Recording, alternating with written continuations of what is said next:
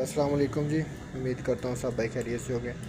अच्छा जी, तो माशाल्लाह आज हमने ये सेटअप मुकम्मल कर लिया है फीड पैलेट मशीन का, और साथ इसके 25 हार्स पावर का पीटर इंजन लगाया है। जो भाई भी फीड पैलेट मशीन का सेटअप लगाना चाहते हैं, ये ख़ास तौर पर वीडियो उनके लिए है।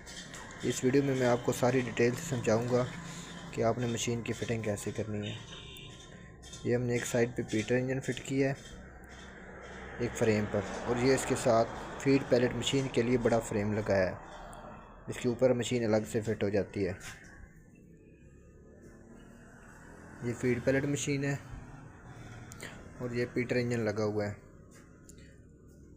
ये ऊपर नंबर लिखा हुआ है, जो भाई मशीन बनवाना चाहते हैं वो हमसे रब्ता कर सकते हैं।